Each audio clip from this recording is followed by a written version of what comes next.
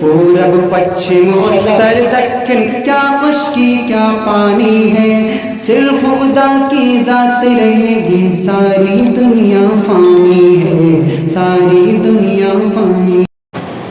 الحمد لله نحمده ونستعينه ونستغفره ونؤمن به ونتوكل عليه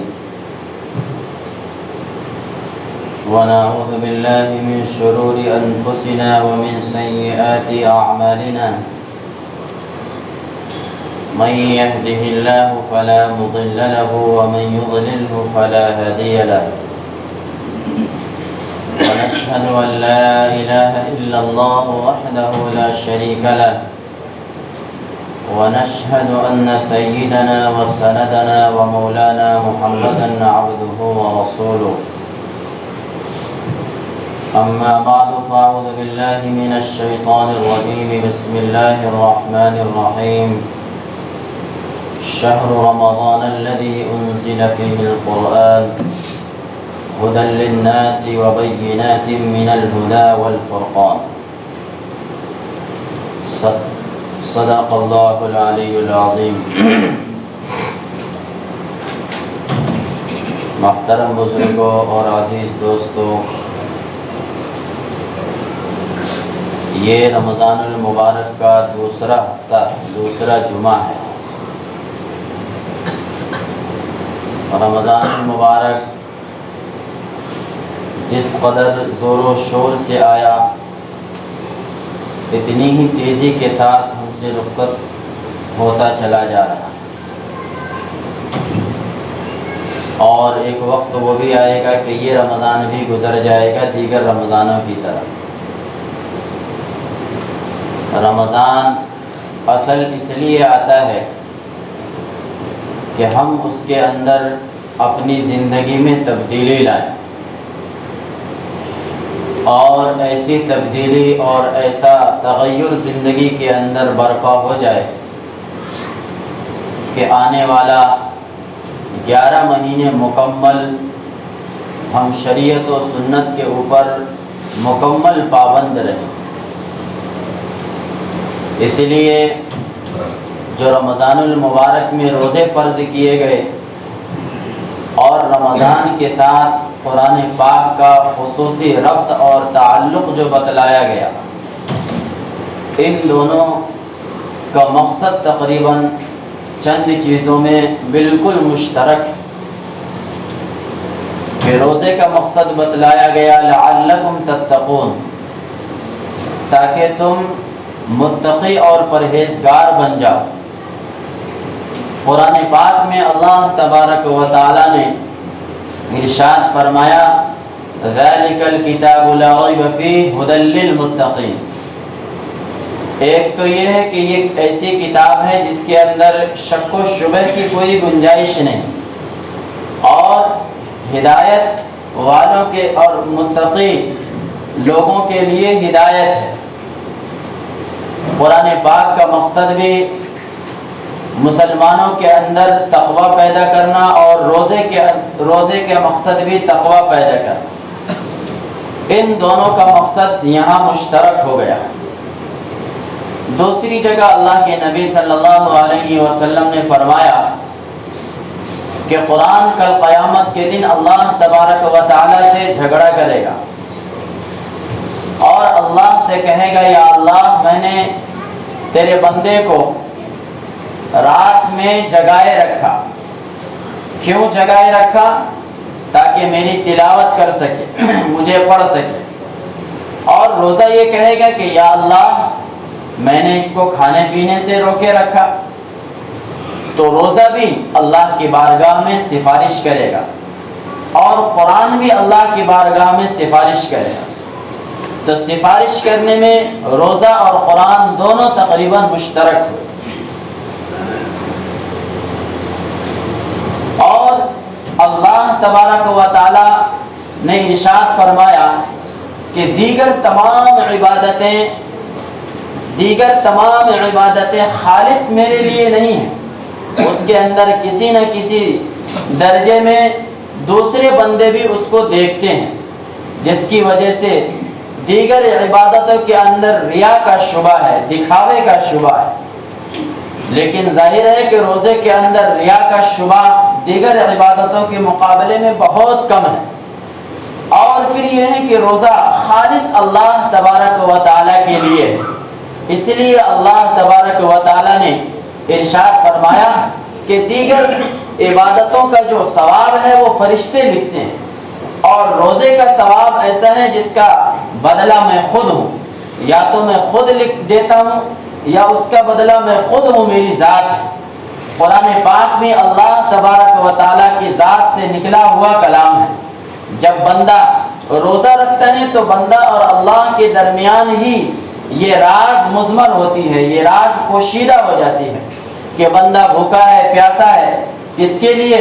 پڑوسی کے لیے نہیں، گھر والوں کے لیے نہیں، دیگر رشتہ داروں کے لیے نہیں، دوستوں کے لیے نہیں، صرف اور صرف اللہ تبارک و تعالیٰ کے لیے اپنی بھوک کو، اپنے پیاس کو اور دیگر لذتوں کو قربان کیے ہوا ہے۔ اسی طریقے سے جب بندہ اللہ کے دربار میں قرآن پاک کی تلاوت کرتا ہے نفلوں کے اندر، یا قرآن پاک پڑھتا ہے، تو اس کا مقصد، اس کا مطلب یہ ہے کہ وہ براہ راست اللہ تبارک و تعالیٰ سے مناجات کرتا ہے، اللہ تبارک و تعالیٰ سے باتیں کرتا ہے۔ یہ چند چیزیں ہیں جس کے اندر دونوں کا بالکل تقریباً اشتراک ہے، دونوں مشترک ہیں۔ پھر یہ ہے کہ قرآن پاک اور دیگر جو آسمانی کتابیں نازل ہوئی ہیں وہ سب کی سب رمضان المبارک کے اندر نازل ہوئی ہیں۔ آپ کو معلوم ہے کہ جو چیز جتنی عظیم ہوتی ہے اس کا انتخاب بھی اتنے عظیم زمانے کے لیے ہوتا ہے، اور اتنے عظیم اور بابرکت وقت کے لیے ہوتا ہے۔ اللہ تبارک و تعالیٰ نے جتنے بھی صحیفے نازل کیے ہیں اس کی شکل یہ تھی کہ اللہ تبارک و تعالیٰ پوری کتاب کی شکل میں انبیاء کرام کو دے دیا کرتے تھے کہ یہ تمہارا دستور ہے اور یہ تمہارا قانون ہے، اس کے مطابق تمہاری امت عمل کرے گی۔ اس لیے پہلی امتوں کے اوپر، پہلی امتوں کے لیے جو کتابیں آئیں ان کو صحائف اور رسائل کہا جاتا ہے، وہ پوری کی پوری دنیا کے اندر اتار دی گئی۔ لیکن قرآن پاک کا اللہ تبارک و تعالیٰ نے معاملہ بالکل الگ تھلگ رکھا کہ قرآن پاک کو اللہ تبارک و تعالیٰ نے لوح محفوظ سے آسمان دنیا پر یک بارگی نازل فرما دیا، اور پھر وہاں سے اللہ کے نبی صلی اللہ علیہ وسلم پر 23 سال کے عرصے میں تھوڑا تھوڑا ضرورت کے مطابق جیسی جو ضرورت پیش آئی اللہ تبارک و تعالیٰ نے اس طریقے سے نازل فرمایا۔ قرآن خود کہتا ہے شہر رمضان الذی انزل فیہ القرآن، کہ رمضان وہ مہینہ ہے جس کے اندر قرآن نازل کیا گیا۔ تو یہ جو قرآن نازل کیا گیا آسمان دنیا سے، لوح محفوظ سے آسمان دنیا پر جو یک بارگی قرآن نازل کیا گیا وہ رمضان میں نازل کیا گیا، لیکن دنیا میں جو اللہ کے نبی کے اوپر وحی آئی اس کا عرصہ 23 سال کا بنتا ہے۔ اور اللہ تبارک و تعالیٰ نے وقت اور حالات کے اعتبار سے کہیں یہودیوں کا کچھ سوال آیا، جیسے سورہ کہف کی تلاوت آپ نے سنی، اس میں یہودیوں نے 3 سوال کیے تھے کہ بتاؤ ان لوگوں کا کیا حال ہے، اور وہ کتنے تھے جو اس بادشاہ کی خدمت میں گئے تھے اور انہوں نے ایک غار کے اندر پناہ لی اور کتنے سال تک وہ وہاں پہ رہے۔ دوسرا سوال کیا روح کیا چیز ہے۔ اس طرح کے سوالات یہودی اللہ کے نبی صلی اللہ علیہ وسلم سے کیا کرتے تھے تاکہ معلوم ہو کہ یہ سچے نبی ہیں یا نہیں۔ اللہ تبارک و تعالیٰ نے قرآن پاک میں ایسے جوابات دیے جو ان کے وہم و گمان کے اندر بھی نہیں، پوری تفصیل کے ساتھ یوسف علیہ السلام کے متعلق پوچھا تو یوسف علیہ السلام کے متعلق پورے سورہ یوسف نازل فرمائیں اور اتنی تفصیل سے ان کے حالات بیان کیے جو خود ان کے پاس، جو ان کے ماننے والے تھے ان کے پاس ان کے حالات محفوظ نہیں رہے۔ پھر یہ ہے کہ قرآن ایک اللہ تبارک و تعالیٰ نے حفاظتی کتاب بنایا ہے کہ آج 1400 سال اس قرآن پاک کو گزر گئے، لیکن نہ اس کے زبر میں فرق آیا، نہ زیر میں فرق آیا، نہ پیش میں فرق آیا، نہ کسی آیت کے اندر تبدیلی ہوئی، نہ کسی احکام کے اندر تبدیلی ہوئی، نہ کسی اللہ کے حدود میں تبدیلی تو دور کی بات، کمی زیادتی بھی نہیں ہوئی۔ یہ خود اس کا بہت بڑا معجزہ ہے۔ آپ غور کریں کہ ہر زبان چند میل پہ یا چند کلومیٹر کے فاصلے پہ بدل جاتی ہے۔ بمبئی والے بمبئی میں آتے ہیں، مختلف شہروں سے آتے ہیں، اور مختلف شہروں سے آنے کا نتیجہ یہ ہوتا ہے کہ ہر شہر کی زبان ان کی اپنی ہوتی ہے۔ زبان کا مطلب یہ ہے ہم بولیں آپ سمجھیں، آپ بولیں ہم سمجھیں۔ اپنی ماں کی ضمیر کو آدمی ادا کرتا ہے، کیا سامنے والے کو کہنا چاہتا ہے اس کی ترجمانی زبان کے ذریعے سے آدمی کرتا ہے۔ اور ہر زبان کا حال تقریباً یہی ہے کہ کچھ کلومیٹر کے بعد کچھ نہ کچھ تبدیلی آ جاتی ہے۔ خود ہندوستان کے اندر آپ غور کیجئے، سینکڑوں زبانیں بولی جاتی ہیں، آپ چند زبان جانتے ہیں اور بہت ساری زبانیں ایسی ہیں جو نہیں جانتے، لیکن قرآن پاک کو اللہ تبارک و تعالیٰ نے عربی زبان میں نازل فرمایا، اور عربی زبان تنہا واحد زبان ہے جو 1450 سال سے آج تک بعین ہی اسی حالت میں موجود ہے۔ یہ خود قرآن پاک کا سب سے بڑا معجزہ ہے۔ بلکہ صحابہ کرام نے اور حضور پاک صلی اللہ علیہ وسلم نے جو الفاظ اس وقت استعمال کیے تھے، محدثین کرام نے اور مفسرین کرام نے اس کو محفوظ فرمایا، اور آج تک وہ بعین ہی اسی حالت میں محفوظ ہے۔ اور ہمارا یہ ایمان ہے کہ انشاءاللہ قیامت تک یہ قرآن، یہ حدیث اسی طریقے سے محفوظ رہیں گے۔ جس دن ان کی حفاظت کی ذمہ داری اللہ تبارک و تعالی ہٹا دے گا، قیامت آ جائے گی۔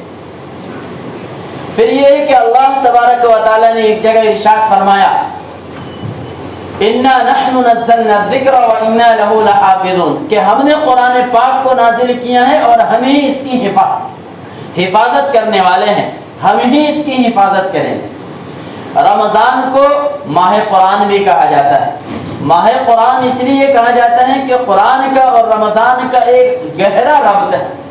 جو لوگ قرآن پاک پڑھنا جانتے ہیں اور جو لوگ رمضان المبارک میں قرآن پاک کی تلاوت کرتے ہیں اور دیگر دنوں میں تلاوت کرتے ہیں اور رمضان میں روزے کی حالت میں تلاوت کرتے ہیں، ان کا اگرچہ وہ سمجھتے نہیں، ایک لفظ کا معنی اور مطلب بھی نہیں سمجھتے، لیکن ان کی تلاوت کرنے کا مزہ ہی بدل جاتا ہے۔ رمضان میں آپ تلاوت کیجئے، دل چاہے گا اور تلاوت کرنے، اور تلاوت کریں، اور تلاوت کریں۔ لیکن غیر رمضان میں وہاں بھی دل چاہتا ہے کہ اور تلاوت کریں، لیکن ہم غیر رمضان میں گناہوں سے گھرے ہوئے ہوتے ہیں، گناہوں کی نحوست چاروں طرف سے ہمیں گھیر لیتی ہے، اور رمضان المبارک میں چاروں طرف سے انوار و برکات، مسجد میں تلاوت کا ماحول، گھر میں تلاوت کا ماحول۔ بعض اسلامی ممالک میں دیکھیے، خاص طور پر ملیشیا کے اندر تو بس اسٹینڈ پہ قرآن لے کر کے لوگ تلاوت کر رہے ہیں، ریلوے اسٹیشن پہ لوگ قرآن پاک لے کر کے تلاوت کر رہے ہیں، اور وہ موبائل میں تلاوت نہیں کرتے، باضابطہ قرآن ساتھ میں رکھتے ہیں، اور جہاں موقع ملا وہاں تلاوت شروع کر دیتے ہیں۔ اس کا مطلب یہ ہے کہ وہ ہر وقت باوضو ہی رہتے ہیں۔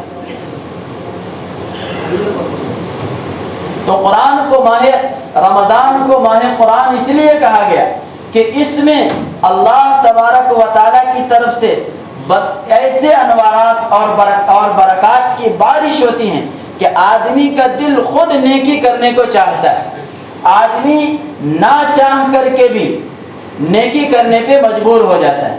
جیسے حضرت شیخ نے لکھا ہے ایک جگہ پہ کہ ایک آدمی ہے، عام مسلمان ہے، جو عام دنوں کے اندر گناہ کی پرواہ نہیں کرتا، شراب و کباب میں مبتلا رہتا ہے، لیکن رمضان آتے ہی، حالانکہ وہ شراب رمضان کے بعد پھر پینا شروع کر دے گا، لیکن رمضان میں آ کر کے اس کی غیرت اور اس کی حمیت اور اس کے مسلمان ہونے کی جو علامت ہے وہ زمین جاگ اٹھتی ہے، اور وہ کہتا ہے کہ رمضان میں شراب کو ہاتھ نہیں لگاؤں۔ ہو سکتا ہے کہ اللہ اس کی برکت سے بقیہ 11 مہینوں میں بھی اس کے چھوڑنے کی توفیق عطا فرمائے، لیکن ایک غیرت ہوتی ہے، ایک رمضان کا روب اور ایک رمضان کا دبدبہ انسان کے اوپر ہوتا ہے۔ پھر یہ ہے کہ قرآن پاک کو ہم تراویح کے اندر سنتے ہیں۔ بزرگوں کے بارے میں لکھا ہے، حضرت امام شافعی کے بارے میں لکھا ہے کہ حضرت امام شافعی پورے رمضان میں 63 قرآن پاک ختم فرمایا کرتے تھے، ایک قرآن پاک دن میں، ایک قرآن پاک رات میں، اور 3 قرآن پاک تراویح کے اندر، ہر 10 دن میں ایک قرآن پاک تراویح میں مکمل فرمایا کرتے تھے۔ اب آپ کیلکولیٹر لے کر کے بیٹھ جائیں گے کہ 3 قرآن پاک ختم کرنے میں کتنا وقت لگتا ہے۔ ایک قرآن پاک پڑھنے میں کم سے کم 10 گھنٹہ چاہیے جو اچھا حافظ ہو، تو 2 قرآن پاک پڑھنے میں 20 گھنٹہ، پھر نماز کا وقت، کھانے کا وقت، پینے کا وقت۔ جو اللہ والے ہوتے ہیں اللہ تبارک و تعالیٰ ان کے اوقات میں برکتیں عطا فرماتے ہیں، اس کو دنیاوی کیلکولیٹر کے اوپر کیلکولیٹ نہیں کیا جا سکتا، دنیاوی سوچ کے اعتبار سے اس کو تبدیل نہیں کیا جا سکتا۔ جیسے بعض بزرگوں کے بارے میں آتا ہے کہ وہ روزانہ 1000 رکعت نفل پڑھا کرتے تھے۔ اب 1000 رکعت نفل پڑھنے میں کتنا وقت چاہیے؟ یہ ہمارے اعتبار سے چاہیے۔ حضرت عثمان غنی کے متعلق آتا ہے، بہت صحابہ کرام کے متعلق آتا ہے کہ ایک رکعت میں پورا قرآن پاک تلاوت فرما لیا کرتے تھے۔ حضرت نانوتوی علیہ الرحمہ کے بارے میں خود لکھا ہوا ہے کہ ایک دن عشاء کی نماز کے بعد، یہ ابھی تقریباً 70 80 یا 100 سال کے پہلے کا واقعہ ہوگا، کہ عشاء کی نماز کے بعد وہ مسجد چھتہ ہے ایک دیوبند میں، اس میں عشاء کی نماز کے بعد انہوں نے نفل کی نیت باندھی۔ ان کا جو خادم تھا ان کو بھی شوق پیدا ہوا کہ ہم بھی آج حضرت کے پیچھے نفل پڑھتے ہیں۔ حضرت نے قرآن پاک کی تلاوت شروع کی، اور پہلے پارے سے جب 17ویں پارے پہ پہنچے ہیں تب خادم جو تھا وہ نیت توڑ کر کے بھاگ گیا، بولا میرے بس کی بات نہیں۔ ایک پہلے پارے سے شروع کیا اور پہلی رکعت میں 17ویں پارے پہ پہنچ گئے، خادم کی ہمت نہیں ہوئی، اس کی ہمت نے جواب دے دی تو وہ نیت توڑ کر کے چلا، سو گیا، بولا میرے بس کی بات نہیں۔ تو یہ بزرگوں کا اللہ تبارک و تعالیٰ کے ساتھ عشق ہوتا ہے۔ اور سچی بات یہ ہے کہ ہم قرآن پاک کو سمجھنے کی کوشش نہیں کرتے۔ ہمارے بزرگوں نے قرآن پاک کا جو اردو ترجمہ لکھا ہے اور اردو تفسیریں لکھی ہیں، یہ صرف مارکیٹ کی زینت بننے کے لیے یا ہمارے گھروں کی زینت بننے کے لیے نہیں لکھی۔ یہ قرآن پاک جو ہے یہ سمجھنے کی کتاب ہے۔ اللہ تبارک و تعالیٰ اس کے بغیر سمجھے پڑھنے پر بھی ثواب عطا فرماتا ہے، اس سے محبت کرنے والوں کو بھی ثواب عطا فرماتا ہے۔ فقہا نے لکھا ہے کہ اگر کوئی شخص قرآن پاک پڑھنا نہیں جانتا اور صرف قرآن پاک کی محبت میں قرآن پاک کو کھول کر کے اس کے اوراق پہ اپنی انگلیاں پھیرتا ہے، اللہ اس کو بھی ثواب عطا فرماتا ہے۔ ایک کے متعلق آپ نے سنا ہوگا، وہ کہیں جا رہا تھا، راستے میں قرآن کے کچھ اوراق یا قرآن پاک کا چھوٹا سا ورق پڑا ہوا تھا، حالانکہ وہ شراب میں مست تھا۔ اچانک اس کو ہوش آیا اور اس نے دیکھا کہ میرے قرآن پاک کا ورق یہ گندی جگہوں پہ پڑا ہوا ہے۔ اس کو اٹھایا، چوما، کپڑے سے صاف کیا، اس کے اندر خوشبو لگایا اس پہ، اور جا کر کے محفوظ جگہ پہ رکھا۔ اللہ تبارک و تعالیٰ نے اس کی بدولت اس کی مغفرت فرما دی۔ بہت مشہور واقعہ ہے۔ تو قرآن پاک کو اللہ تبارک و تعالیٰ اس سے محبت کرنے پر بھی ثواب دیتے ہیں، بغیر سمجھے پڑھنے پر بھی ثواب دیتے ہیں، لیکن اعلیٰ درجہ یہ ہے کہ یہ کتاب ہدایت ہے۔ جب کسی کا خط آتا ہے تو ہم اگر پڑھنا نہیں جانتے تو پڑھنے والوں سے اس کو پڑھواتے ہیں، اور پڑھواتے ہی نہیں بلکہ اگر کوئی مشکل الفاظ ہو جو ہماری سمجھ میں نہیں آتے تو اس کا مطلب بھی اس سے پوچھنے کی کوشش کرتے ہیں، اور اگر پورے خط کا مطلب بھی سمجھ میں نہیں آیا تو پڑھنے والے نے خط پڑھ دیا اور اس کے بعد اس سے پوچھتے ہیں کہ اس خط میں میرا دوست کہنا کیا چاہتا ہے۔ یہ کیوں ہے؟ اس لیے کہ خط بھیجنے والے سے آپ کو دلی لگاؤ ہے، اس سے محبت ہے، اس کی بات کو سمجھنے کی آپ کے اندر تڑپ ہے۔ اللہ تبارک و تعالیٰ نے جو یہ کتاب ہدایت نازل فرمائی ہے، اس کو سمجھنے کی ضرورت ہے، اور سمجھیں گے کب؟ جب اس کے ترجمے کو پڑھیں گے۔ اور ترجمہ تو دور کی بات، آج کل عام طبقہ، بلکہ یہ کہہ لیجئے کہ 0% کچھ لوگ ہوں گے کہ 1% بھی جن کی تعداد نہیں بنتی عوام الناس میں، جو لوگ قرآن پاک کو پڑھنا جانتے ہوں، اور اس میں بھی آدھے سے زیادہ وہ ہوں گے، آدھے سے کم وہ لوگ ہوں گے جو صحیح طور پر قرآن پاک کو پڑھنا جانتے ہیں۔ اگر پڑھنا جانتے ہیں تو تجوید کے ساتھ نہیں پڑھنا جانتے ہیں، یوں ہی کہ حافظ صاحب گاؤں میں مکتب میں پڑھا دیے، مجہول پڑھ رہے ہیں، معروف پڑھ رہے ہیں، حروف بدل رہے ہیں، کیا ہو رہا ہے کیا نہیں ہو رہا ہے اس کی کوئی پرواہ نہیں۔ حالانکہ آپ کو معلوم ہونا چاہیے کہ قرآن پاک میں بعض حروف ایسے ہیں، بعض مقامات ایسے ہیں جہاں پہ زبر زیر کے فرق سے اتنا معنی بدل جاتا ہے کہ اگر آدمی نماز میں پڑھے تو نماز فاسد ہو جاتی ہے۔ یہ نازک کتاب بھی ہے کہ کہیں آیا اللہ سے علماء ڈرتے ہیں، وہاں پہ آپ نے ایسا پڑھ دیا کہ علماء سے اللہ ڈرتے ہیں تو معنی فاسد ہو جائے گا، اور معنی ایسا فاسد ہوا کہ اگر آپ نے نماز میں یہ آیت تلاوت کی تو آپ کی نماز فاسد ہو، تراویح میں ایسی تلاوت ہو گئی تراویح کی 2 رکعت باطل ہو جائے گی۔ اس لیے میرے بھائی قرآن سے اپنا لگاؤ پیدا کیجئے، یہی کتاب ہدایت ہے، یہی دستور ہدایت ہے، اس کے اوپر عمل کر کے امت متحد ہو سکتی ہیں، اور قرآن کے اندر ہر وہ چیز ہے جو اسلام کی ضرورت ہے۔ رمضان المبارک میں قرآن پاک کی تلاوت کا ایک ماحول بنتا ہے۔ قرآن پاک کی تلاوت آپ تراویح کے اندر بھی سنتے ہیں، تراویح کے اندر حافظ صاحب آپ کو تراویح پڑھاتے ہیں، اس کے اندر آپ کو کچھ سمجھ میں نہیں آتا کہ کیا پڑھ رہے ہیں کیا نہیں پڑھ رہے ہیں، صرف حروف سمجھ میں آتے ہیں اور اتنا سمجھ میں آتا ہے کہ قرآن پاک کی تلاوت ہو رہی، لیکن آپ کیوں پڑھتے ہیں؟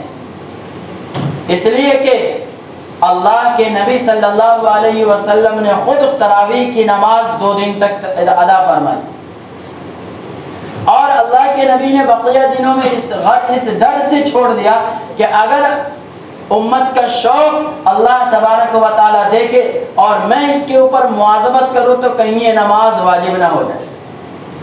اگر یہ تراویح کی نماز واجب یا فرض ہو جاتی تو آپ ذرا غور کیجئے کہ کتنی مشقت والی چیز ہو جاتی ہے، اور امت کے ہر فرد کے اوپر پڑھنا لازمی ہو جاتا ہے۔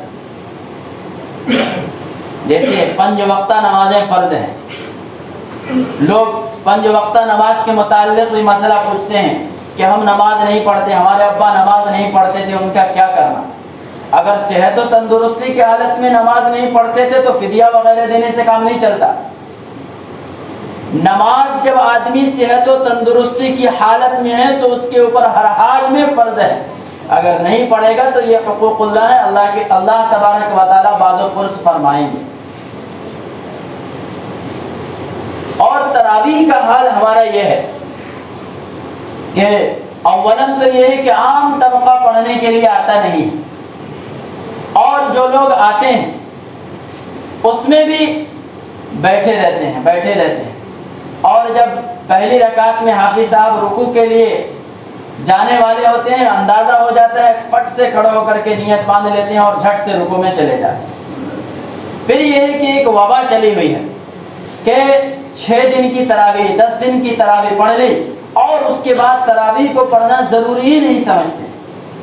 خوب یاد رکھیے کہ تراویح کی 2 سنتیں ہیں، ایک ہے کہ پوری تراویح میں ایک مکمل قرآن پاک کا سننا۔ آپ نے 6 دن کی تراویح پڑھی، اس کے اندر آپ نے صرف ایک سنت کی ادائیگی کی کہ پورے قرآن پاک کو آپ نے 6 دن میں سن لیا، بہت اچھی بات۔ آپ کو سفر میں جانا ہے، آپ کو کاروبار سے جڑنا ہے، آپ 6 دن کی پڑھ لیجئے، 10 دن کی پڑھ لیجئے، کوئی حرج کی بات نہیں، لیکن بشرطے کہ پڑھانے والا ٹھیک ٹھاک سا۔ 6 دن کی تراویح بعض جگہوں سے ایسی ویڈیوز آ رہی ہے کہ خود مسلمان قرآن پاک کی توہین کرتا ہوا نظر آ رہا ہے، ایسی تراویح پڑھتے ہیں کہ قرآن پاک کا ایک لفظ بھی سمجھ میں نہیں آتا۔ ہم لوگوں کو سمجھ میں نہیں آتا تو عوام کو کیا سمجھ میں آئے؟ اور پھر یہ ہے کہ 6 دن کی تراویح اگر پڑھتے ہیں تو ایک دن میں کم سے کم 5 پارے بنتے ہیں، اور 5 پارے کے لیے کم سے کم 2.5 سے 3 گھنٹے کی ضرورت ہوتی ہے، 1 گھنٹے میں پڑھ کر کے فارغ ہو جاتے ہیں۔ کیا تراویح کا مذاق ہے؟ کس نے آپ کو کہا کہ مکمل 6 دن میں پڑھنا ہی آپ کو ہر حال میں؟ آپ الم ترا سے پڑھیے، اپنے گھروں میں بیوی بال بچوں کو لے کر کے الم ترا سے شروع کر دیجیے، آپ کے پاس وقت نہیں ہے۔ لیکن اس طریقے سے قرآن پاک کو مذاق بنانا اللہ کے عذاب کو دعوت دینا۔ پہلی قوموں نے اللہ کے حدود کا مذاق اڑایا، اس لیے ان کے اوپر وبائیں آئی، تباہیاں آئی، بربادیاں آئی۔ آج ہم خود قرآن پاک کو مذاق بنا کر، ہم نے قرآن پاک کو مذاق بنا کر کے رکھ دیا۔ 6 دن کی تراویح ہوتی ہے، اس قدر راجدھانی اسپیڈ سے لوگ پڑھتے ہیں کہ قرآن پاک کے الفاظ کی دھجیاں اڑا کر کے رکھتے ہیں۔ غنہ کا پتہ نہیں، اخفا کا پتہ نہیں، حرکات کا پتہ نہیں، کس جگہ رکنا ہے اس کا پتہ نہیں، کہاں سجدہ آ رہا ہے اس کا پتہ نہیں۔ یہ عجیب امت کے اندر وبا پھیلی ہوئی ہے ایک طرح سے کہا جائے۔ بلکہ 27 دنوں کی تراویح کی ویڈیوز ایسی آ رہی ہے کہ ایک جگہ کا واقعہ ہے کہ اس جگہ کے متعلق مشہور تھا کہ آدھے گھنٹے میں حافظ صاحب 20 رکعت پڑھا دے، تو اس جگہ تراویح پڑھنے کے لیے لوگ 2-2 گھنٹہ سفر کر کے جایا کرتے۔ عجیب حال، آپ آدھے گھنٹے کی تراویح پڑھنے کے لیے 2 گھنٹے کا سفر برداشت کر رہے ہیں، لیکن اپنے محلے کی مسجد میں 1 گھنٹے کی تراویح نہیں پڑھ سکتے۔ آدھے گھنٹے میں 20 رکعت کیسے ممکن ہے؟ رکوع کا مذاق، سجدے کا مذاق، نماز جو اسلام کا سب سے اہم، نماز جو اسلام کی سب سے اہم عبادت ہے، اس کا سراسر مذاق ہے۔ ایسے لوگوں کو اللہ کی پکڑ سے ڈرنا چاہیے، ایسے لوگوں کو ہر وقت ڈرنا چاہیے کہ کہیں نماز کے اندر ہی اللہ کا ایسا عذاب نہ جائے کہ سب کے سب اسی کے اندر ہلاک و برباد ہو جائے۔ رکوع کرتے ہیں جوکر کی طرح، سجدے کرتے ہیں جوکر کی طرح، اور پھر یہ ہے کہ غضب والا غضب یہ ہے کہ اس کی ویڈیوز بنا کر کے وائرل کر دیتے ہیں تاکہ غیر اور مذاق اڑائے کہ اسلام کے اندر کیا مذاق ہے۔ یہ سب سوچنے والی بات ہے۔ اللہ ہماری حفاظت فرمائے۔ آپ محلے کی مسجد میں جماعت کے ساتھ تراویح پڑھیے۔ اگر آپ حافظ ہیں تو کوشش یہ کیجئے کہ آپ اگلی صف میں آ کر کے نماز پڑھیں۔ کہیں حافظ صاحب سے آگے پیچھے ہو جاتا ہے تو آپ ان کو نماز کے بعد اکیلے میں بتلائیے کہ یہ آیت چھوٹ گئی، اس کے اندر یہ غلطی ہو گئی۔ یہ طریقہ ہے۔ اگر آپ حافظ نہیں ہیں تو سکون اور اطمینان کے ساتھ ایسی جگہ تراویح پڑھیے جہاں سمجھ میں آتا ہو، اور جہاں کچھ سمجھ میں نہیں آتا وہاں آپ کی نماز بھی خراب ہوتی ہے، رمضان بھی خراب ہوتا ہے، تراویح بھی خراب ہوتی ہے۔ پھر ایک مسئلہ لوگ بہت زیادہ پوچھتے ہیں کہ حافظ صاحب جو قرآن پاک پورا رمضان سناتے ہیں ان کو نذرانہ دینا اور ہدیہ دینا جائز ہے یا ناجائز ہے؟ یہ سوال بہت سارے لوگوں نے مجھ سے کیا ہے۔ اس مسئلے میں بہت اچھی طریقے سے یاد رکھیں کہ حضرت اقدس مفتی سعید احمد صاحب پالن پوری نور اللہ مرقدہ اور شیخ یونس صاحب نور اللہ مرقدہ دونوں ہندوستان کے پائے کے عالم تھے، بلکہ ہندوستان کے نہیں پورے ایشیا کے عرب بھی جن کی حدیث کی تشریح کو لوہا مانتے تھے۔ یہ وہ بزرگ ہیں۔ ان دونوں بزرگوں کی رائے یہ ہے کہ کمیٹی والے اگر باضابطہ چندہ کر کے حافظ صاحب کے لیے نذرانہ دیں تو یہ ناجائز ہے۔ مسئلہ بتانے میں تو ہم حافظ اور مولویوں کا ہی نقصان ہوگا، لیکن جو اصل مسئلہ ہے اور جائز اور ناجائز کی حد ہے اس کی تعین بلا کسی جھجک کے، بلا کسی لالچ کے اور بلا کسی تغیر اور تبدل کے بیان کرنا ہمارا فریضہ ہے۔